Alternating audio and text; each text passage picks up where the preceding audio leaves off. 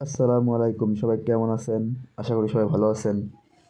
আজকের ভিডিওটা হচ্ছে আমার ব্যাট নিয়ে। ইদানিং দেখতেছি আমার ব্যাটটা নিচের তলায় অনেক ক্ষয় হয়ে গেছে। নিচে যে কাঠের গুঁড়ি দেওয়া ছিল ওইটা ক্ষয় হয়ে কাঠ ক্ষয় হওয়া শুরু হয়েছে।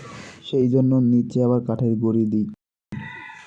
গুঁড়ি দিলে ওটা আবার একটু মোটা করি, যাতে ওই ক্ষয় হলে আমার মেন যে কাঠটা, ওই কাঠটা যাতে ক্ষয় না হয়।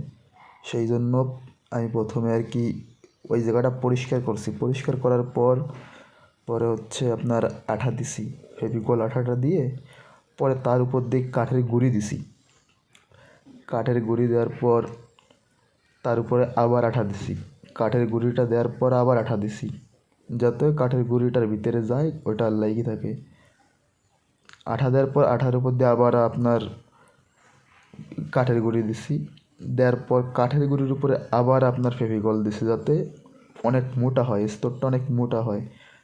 মোটা হলে, যেহেতু আমরা ঈদগাঁয় খেলি, মানে ওইখানে ঢালাই দেয়া, ঢালাইয়ের উপরে আমরা যদি জোরে কোনো ঠ্যাক দিই বা কোনো আঘাত লাগে, যাতে ব্যাটের তলে কিছু না হয়, সেই জন্য আমরা মোটা করে স্তর দিই।